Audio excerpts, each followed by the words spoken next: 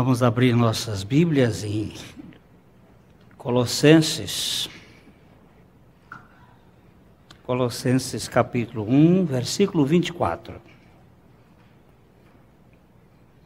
Agora me regozijo nos meus sofrimentos por vós e preencho o que resta das aflições de Cristo na minha carne a favor do seu corpo, que é a igreja, da qual me tornei ministro de acordo com a dispensação da parte de Deus, que me foi confiada a vosso favor para dar pleno cumprimento à palavra de Deus, o mistério que estivera oculto dos séculos e das gerações, agora, todavia, se manifestou aos seus santos, aos quais Deus quis dar a conhecer qual seja a riqueza da glória deste mistério entre os gentios, isto é, Cristo em vós, a esperança da glória, o qual nós anunciamos, advertindo a todo homem e ensinando a todo homem em toda sabedoria, a fim de que apresentemos todo homem perfeito em Cristo. Para isso é que eu também me afadigo, esforçando-me o mais possível, segundo a sua eficácia, que opera eficientemente em mim. Querido Pai, fala pela Tua palavra e pelo Teu Espírito. Glorifica o Teu Filho Jesus Cristo. Edifica a Tua igreja. Salva aqueles a quem tens eleito desde a fundação do mundo. Alegra o nosso coração com a Tua palavra, com a Tua verdade. No nome de Jesus. Amém. Queridos, nós estamos ainda aqui neste verso 24, agora me regozijo nos meus sofrimentos.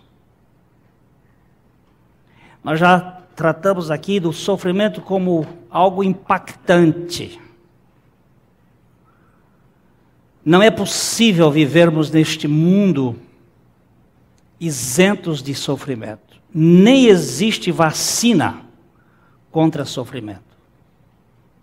Nem o Senhor nos quer sem sofrimentos. Porque o próprio Senhor aprendeu a obediência pelas coisas que sofreu. Há uma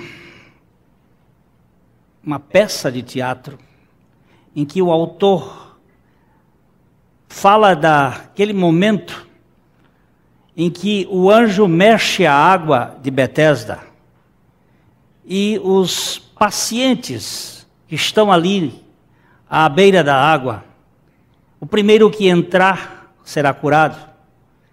Está um médico com grande melancolia.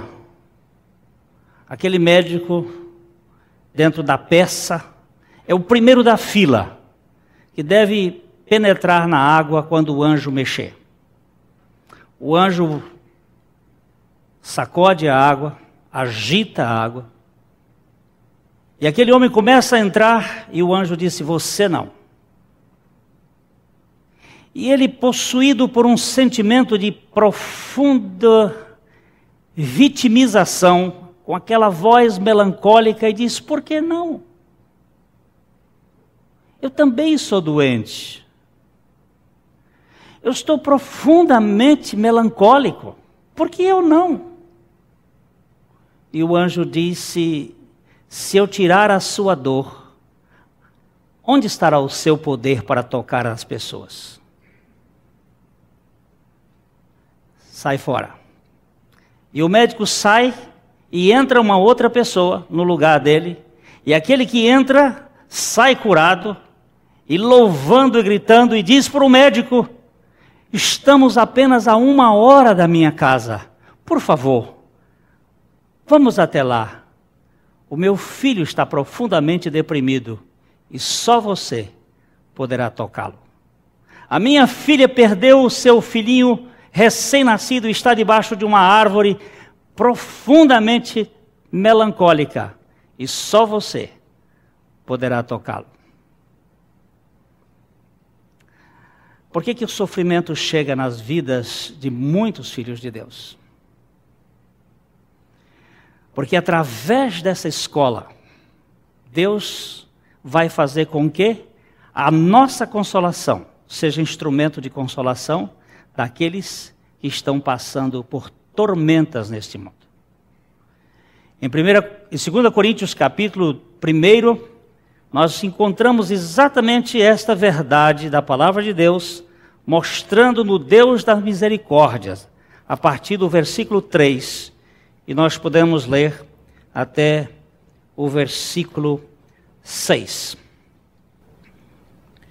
Bendito seja o Deus e Pai de nosso Senhor Jesus Cristo, o Pai de misericórdias e Deus de toda consolação.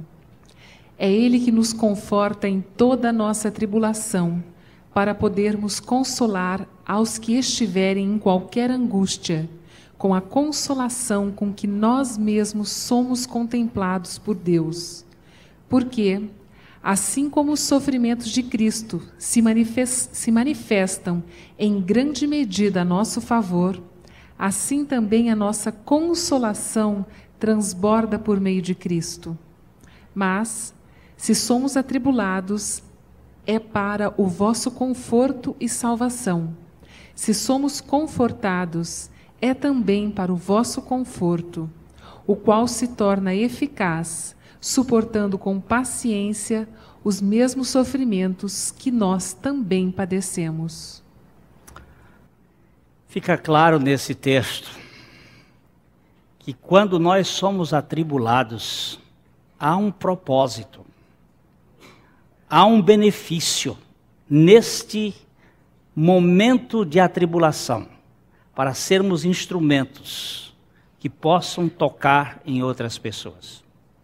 Hoje, enquanto o pastor Thomas ministrava pela manhã aqui, minha esposa e eu estávamos conversando com um casal, no momento de dificuldades que eles estão enfrentando. E naquela ocasião eu pude contar para eles o momento da minha dor, quando num dia, alguém que chegou a este canto de ouvir dor, quando você se põe a ouvir a dor do outro. E eu estava sentado ali e aquela pessoa bulímica e anoréxica, que tinha passado por grandes especialistas por este Brasil, agora estava na frente, em minha frente, contando algumas coisas. E o que eu vou fazer? Eu não tenho nenhuma capacidade, nenhuma possibilidade de ajudar essa pessoa. Com minha mão no queixo e o cotovelo sobre a perna, eu escutava aquela pessoa falar e dizia a Deus: Senhor, o que essa pessoa veio fazer aqui? Eu não posso ajudá-la. Eu não tenho nada para dizer para ela. Ela está iludida comigo e eu estou iludindo-a. Eu não tenho solução para ela. E naquele momento veio aquela autorização dentro do meu coração: fale do momento do abuso sexual que você teve. E eu comecei a contar. E todas as vezes que eu conto essa história, é uma história de dor. Ela me dói. E eu comecei a contar, e de repente aquela pessoa fez a posição fetal, juntou as pernas e começou a gritar. Eu fui para a porta, abri a porta. Deixei a porta escancarada porque há um perigo muito grande. Uma pessoa do sexo feminino e um pastor trancado dentro de um quarto, ela começa a gritar. O que pode estar acontecendo? Abri a porta, fiquei na porta enquanto ela gritava por algum tempo. Depois do momento de catarse, eu pude voltar para o meu lugar e de frente ouvir aquela pessoa contar todas as vezes em que foi abusada na sua vida. E eu, com lágrimas, pude agradecer pela primeira vez na vida, Senhor, muito obrigado pelo estupro que eu levei na minha vida, porque só assim o Senhor, por graça, pôde tocar nesse coração. A dor que vem na nossa alma, que passamos, não é para ficar escondida no recôndito da nossa caverna. Saia da caverna, toque nas pessoas, porque você também é um doente que sofre neste mundo, que foi violentado, seja social, seja política, seja física, seja educativamente. Todos nós. E se você não foi, não passou por sofrimento, você é um ET que deve sair da terra o mais rápido possível. E a sua vida não tem condições de poder ser instrumento de sarar as dores dos outros. O que eu entendo que Paulo está dizendo? Eu me alegro nos meus sofrimentos. Em que nível de sofrimentos ele está passando? Vários. Tanto os seus sofrimentos pessoais, como os seus sofrimentos sociais. Paulo foi um homem que sofreu muito. Talvez nós não entendamos Oscar Wilde por ter sido um homossexual. Mas ele disse, onde há sofrimento, aí há terreno sagrado. Aí é um lugar para se pisar com cuidado. E nós não podemos tocar nas pessoas se nós não experimentarmos a dor que mora na alma. É aí que as coisas começam a chegar e fazer sentido. Tentamos ter um mundo como se fosse uma redoma de vidro, super protegidos, mas não é assim que o Senhor tem falado através do tempo. Eu estava vendo a vida de Baxter, um dos homens que me desafia e que eu fico sempre me sentindo o mais desgraçado dos pregadores.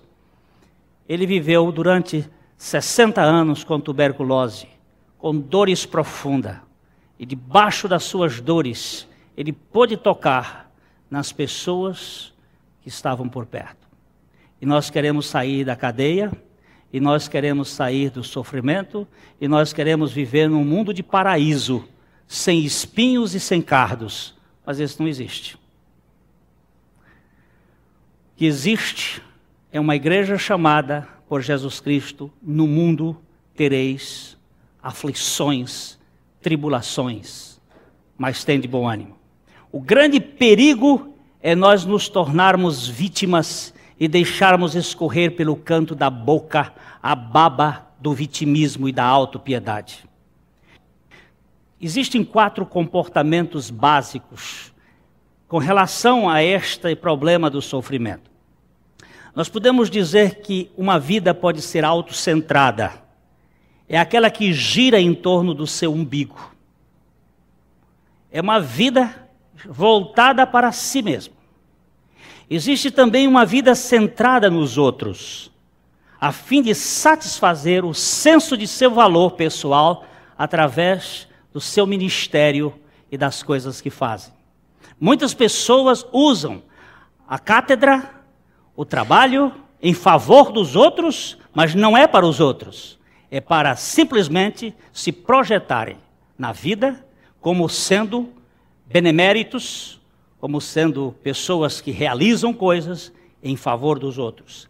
Há também aquela vida centrada no religioso, mas com a finalidade de atender às expectativas dos outros com relação ao próprio senso de valor pessoal. É a própria pessoa que está fazendo, e eu tenho constantemente sendo colocado diante do espelho, que tipo de ministério você está fazendo? Qual é a expectativa que está por trás? Que projeção você tem aí?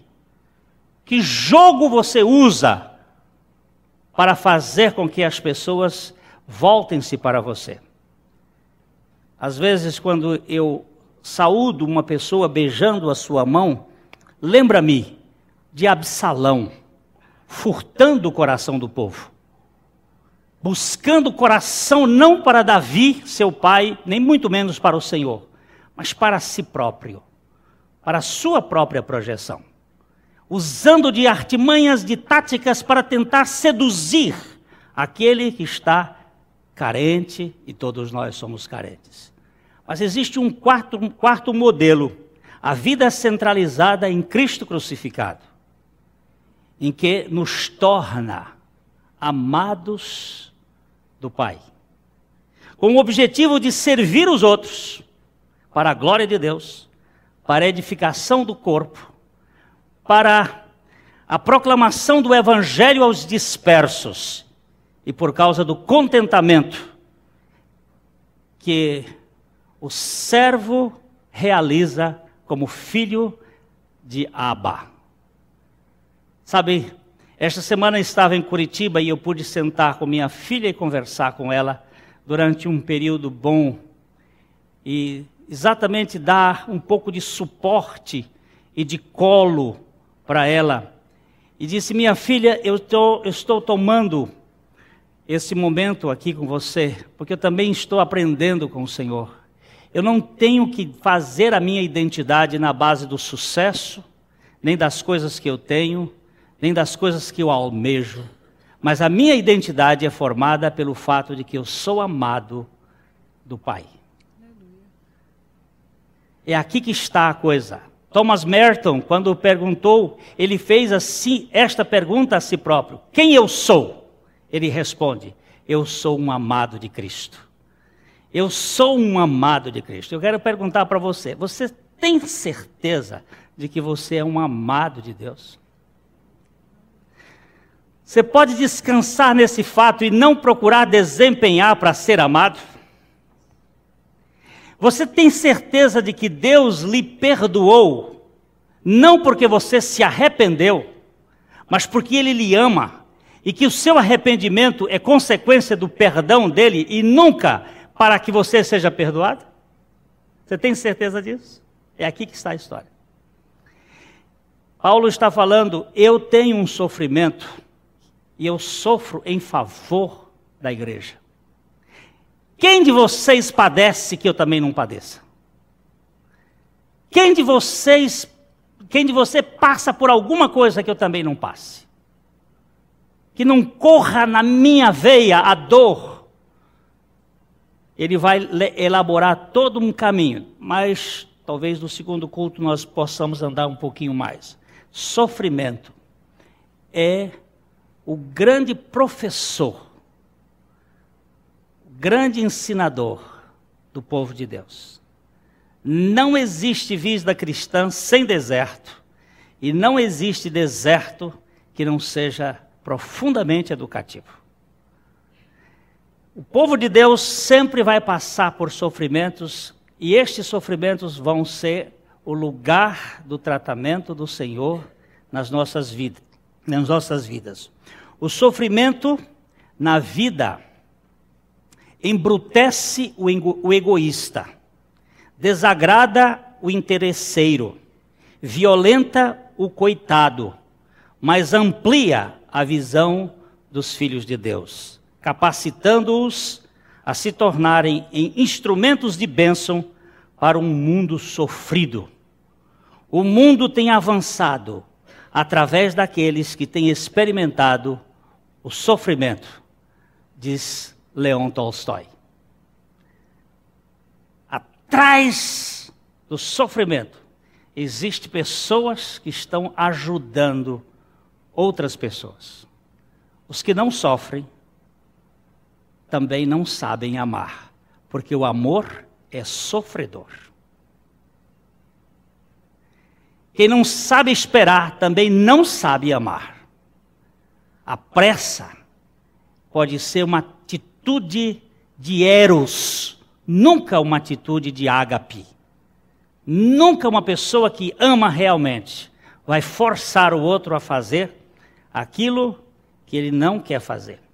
Em Atos capítulo 5, verso 41, a igreja reunida no Sinédrio regozijava-se, alegrava-se pelo fato de passar por aflições, por sofrimentos.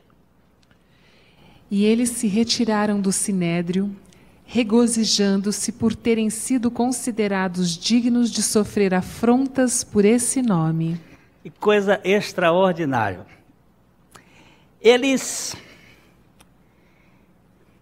fizeram o que a torcida dos santos estava fazendo hoje, lá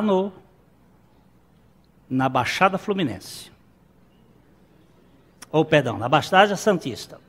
Como é que chama lá a bombonieira dos Santos? Vila Belmiro. Eu sou um santista que nem isso sei. Mas veja bem, o que eles estavam fazendo ainda há pouco? Regozijando-se pela vitória dos santos que já fazia tempo que estava merecendo.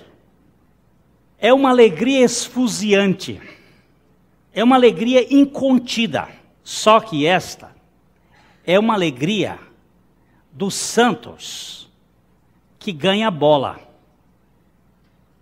E essa outra alegria é dos santos que vão para a cadeia, que são presos, que são maltratados. É um regozijo estúpido. Eles se retiraram do sinédrio regozijando-se por terem sido considerados dignos de sofrer afronta por causa desse nome. O cristianismo moderno é um cristianismo medíocre, exatamente porque nós não temos sofrimento. E temos entrado na igreja, tem entrado na igreja gente que não tem nenhum compromisso com o nome de Jesus Cristo.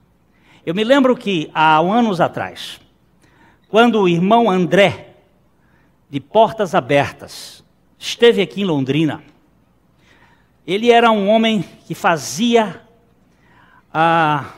o contrabando de Bíblias do Ocidente para a Rússia, na época que havia aquele impedimento e países da antiga União Soviética. E um dia ele contou aqui, exatamente nesse templo, numa manhã, quando estávamos reunidos com o conselho de pastores, ele contou a seguinte história, que um homem chegou na igreja um oficial do exército russo, todo vestido, juntamente com 5 soldados, e eles chegaram e disseram ao pastor: queremos dar uma palavra a esta igreja.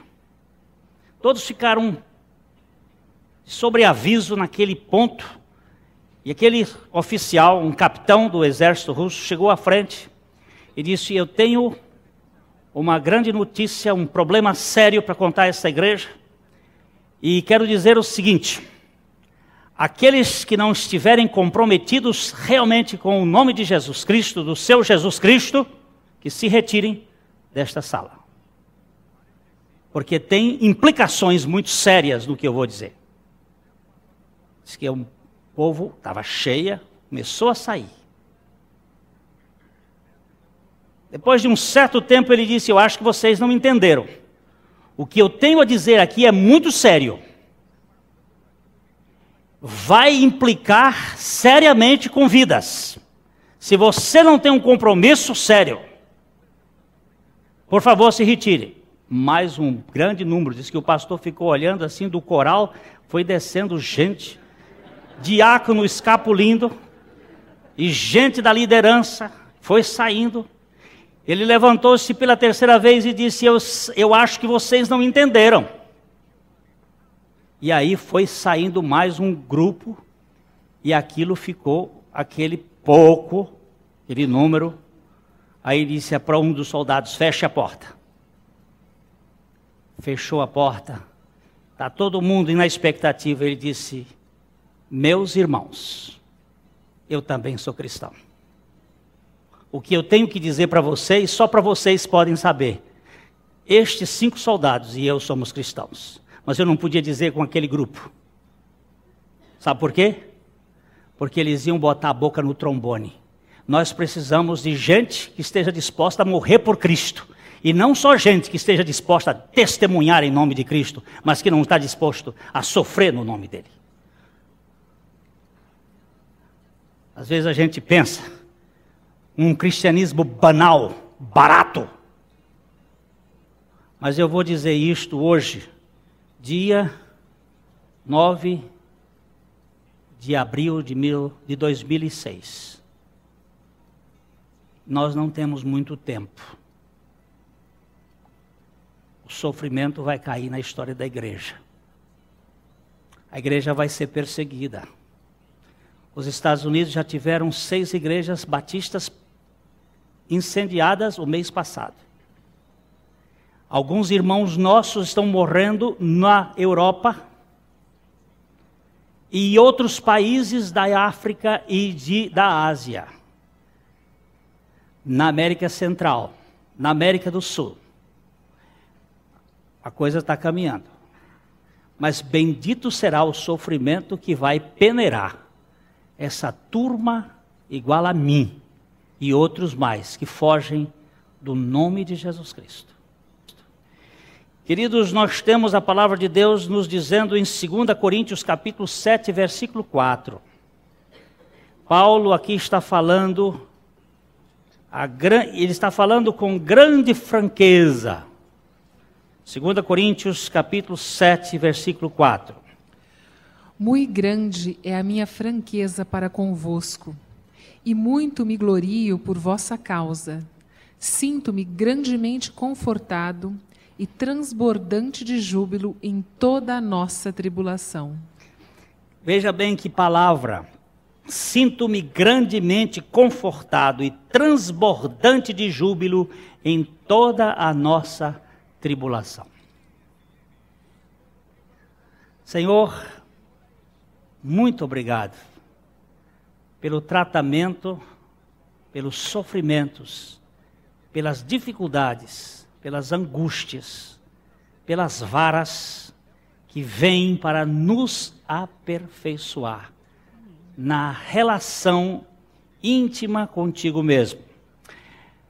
Quando o Senhor Jesus chamou os seus discípulos, ele falou de uma série de bem-aventuranças, e o final dessas bem-aventuranças, no capítulo 5 de Mateus, ele coloca ali 3 bem-aventuranças ou 3 palavras muito interessantes. Verso 10, 11 e 12 de Mateus 5. Bem-aventurados os perseguidos por causa da justiça, porque deles é o reino dos céus. Bem-aventurados sois quando, por minha causa, vos injuriarem e vos perseguirem e, mentindo, disserem todo mal contra vós. Regozijai-vos e exultai, porque é grande o vosso galardão nos céus, pois assim perseguiram aos profetas que vieram antes de vós. Quando eu era menino lá em Barbacena do Piauí, tinha uma caixa de maribondo de tatu. É um que faz uma casa comprida, parecido com um tatu, que você não pode gritar perto dele. Quando você dá um grito, ele se assanha. Você dá 2 gritos, ele fica pronto. No terceiro, ele corre atrás. Ele detesta grito, mas menino é o bicho mais terrível que existe na face da terra. Meu irmão faz uma definição. Menino pode ser criatura divina, mas quem administra é o capeta. Até que pode ser, mas tem uma coisa aí que governa. Eu sei que um dia daqueles, num pé de jatobá, eu vi o casa de maribondo lá e eu dei o grito. Eles saíram. Eu dei o segundo. Eles começaram a bater as asas. Eles ficam agitados, ficam frenéticos. No terceiro grito eu peguei 2 que nunca mais. Tive febre, ele dói, mas que coisa, bicho terrível. Teve um camarada que chegou um dia ali em Aparecida do Norte, lá perto da Basílica, com uma série de folhetos de uma sua igreja, começou a dar dentro da Basílica, dando folhetos evangelísticos. Levou uma surra, mas uma surra. Aí disseram assim: evangélico é perseguido lá na Basílica. Mentira! Isso aqui não está falando de perseguição por provocação. Isso aqui é falta de habilidade. Isso é falta de diplomacia. E é falta de amor. Eu tenho o direito de pregar com todas as forças de minha alma, mas não de insultar os outros. E nem de falar mal da religião de ninguém. Porque a vida de Cristo é mais poderosa do que as religiões dos homens. Agora, bem-aventurados sois, quando por minha causa vos injuriarem e mentindo disserem todo mal contra vós, exultai-vos. Exultai-vos. Mas quando pregar a verdade, no lugar certo, na hora certa, da maneira certa. Nós temos o direito de pregar. Não temos o direito de provocar ninguém. E cada um tem a sua crença. Gosto muito de um velho pastor batista lá dos Estados Unidos chamado Dr. Truett. Ele disse: eu prego com todas as veras da minha alma contra a idolatria. Mas se você quiser destruir o nicho do outro, eu serei o primeiro a me colocar na porta dele e defender o direito dele ter o seu nicho, o seu oratório. Porque ninguém tem o poder de destruir pelas suas mãos aquilo que pertence ao outro. É um direito dele. Quando nós provocamos as pessoas, aí diz assim: olha, nós estamos sendo perseguidos. Não é este o sentido que a palavra de Deus está dizendo. É o sofrimento pela pregação da verdade com sabedoria, mediante a graça de Deus. Filipenses capítulo 2, verso 17. Vamos ler o 17 e o 18. Entretanto, mesmo que seja eu oferecido por libação sobre o sacrifício e serviço da vossa fé, alegro-me e com todos vós me congratulo. Assim, vós também, pela mesma razão, alegrai-vos e congratulai-vos comigo.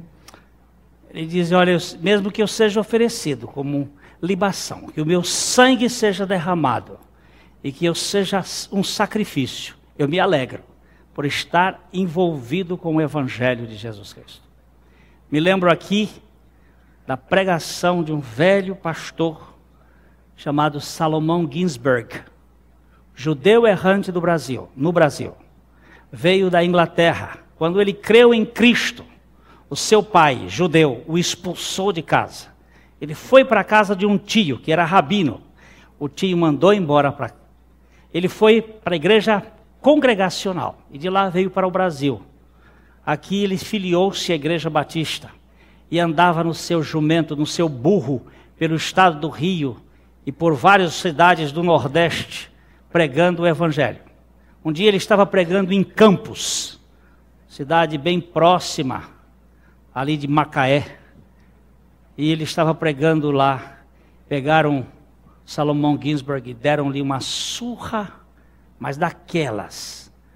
Aí depois amarraram os braços e as pernas dele e jogaram no vagão junto com os porcos que vinham para Niterói. E Salomão Ginsberg veio amarrado, os porcos defecando em cima dele e das feridas. Quando ele chegou lá em Niterói, quando o soltaram, ele entrou no mar, tomou um banho de água do mar para limpar um pouco, foi até a sua casa, pegou roupa. No outro dia ele estava lá em Campos, num coreto, botava um órgão em frente, órgão daqueles de tocar fole, e ele cantava: como há de ser conclusa a longa lida. Eu não posso cantar mais, falar mais. E o povo diz: como é que pode fazer com um homem desse? Só se matar. Só se matar. Hoje qualquer coisinha, o sujeito olha de soslaio para nós, a gente sai dali. Não, irmão, não é para afrontar ninguém, é para pregar o evangelho. É para anunciar as virtudes daquele que nos chamou das trevas para a sua maravilhosa luz. É para dizer para eles que Jesus Cristo morreu e ressuscitou, e que nos incluiu naquela morte e ressurreição para que nós tivéssemos vida. Não é para ter medo das pessoas, não é para afrontar ninguém. Quando eu estava fazendo um casamento, há um tempo atrás, terminou o casamento, nós fomos para a festa. Aí alguém disse: pastor Glênio, o pai da noiva quer dar uma surra no senhor. Mas por quê? O senhor botou a vida dele em público. O senhor contou os problemas dele.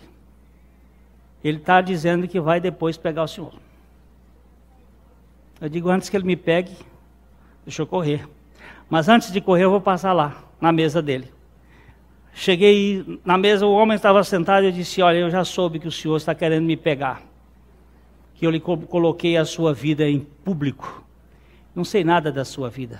Nem sei quem é o senhor, nem de onde o senhor veio. Mas eu quero dizer uma coisa: se o Senhor Jesus Cristo e se o Espírito Santo lhe trouxe alguma revelação sobre a sua vida, trate isso com Deus. Agora, saiba de uma coisa: eu tenho medo de apanhar, eu vou me embora. Eu não quero que o senhor me bata. Agora, preste bem atenção, que a vida que o senhor tem termina numa morte. E depois o senhor não vai ter chance de receber o Evangelho da Graça. Ele disse: não, por favor, fique aqui. E nós conversamos mais um pouco. Mas eu fui para casa com receio do homem. Eu não quero apanhar por qualquer coisa, não. Mas se é por nome de Cristo, se é pelo Evangelho, que nós temos que pagar esse preço, não vamos ter medo. Paulo dizia: eu sofro por causa da igreja. Eu sofro aqui a pregação do Evangelho. E nós não podemos vender mais barato para que as pessoas, mas não podemos provocar. Nada de provocação, mas nada de empobrecimento da mensagem da graça de Deus. No mundo nós vamos passar por tribulações, vamos ter dificuldades. Paulo diz: me regozijo. Agora, me regozijo. Por quê, Paulo? Em favor da igreja. Eu sofro em favor do corpo de Cristo. Não quero, Senhor, que tu me des faça misericórdia na minha vida, que eu fale do meu irmão que está alcançado por Deus. Ele está fraco ainda, mas quem sabe? Precisa apenas de um tempo, um pouco mais para o Senhor fazer ele crescer. Eu não tenho o direito de maldizer, reclamar, murmurar desta vida, mas sim fortalecer esse corpo. Quem não sofre, que eu também não sofra. Que Deus nos dê graça de olhar cada irmãozinho amado de Deus, escolhido por Cristo, como aquele que vai precisar do amparo, do cuidado, do carinho do corpo de Cristo. Nós vamos continuar aqui, viu? Andando neste tema do sofrimento, que é muito útil para o nosso crescimento. Obrigado, Pai, porque o Senhor não desiste de nós. Porque tendo começado uma boa obra, tu has de completá-la. Eu te louvo pelo teu amor incondicional, pela tua misericórdia, que se renova a cada manhã. Por esta graça que nos dá muito mais do que pedimos ou pensamos. Nós te louvamos no nome de Jesus. Amém.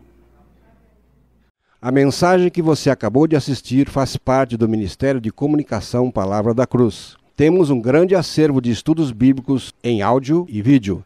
Distribuímos também gratuitamente o jornal mensal Palavra da Cruz. Entre em contato conosco pelo fone 0 operadora 43 3372 8900 ou pelo e-mail livraria@piblondrina.com.br. Visite-nos pelo site www.livrariapiblondrina.com.br ou acesse www.piblondrina.com.br. Graça e paz.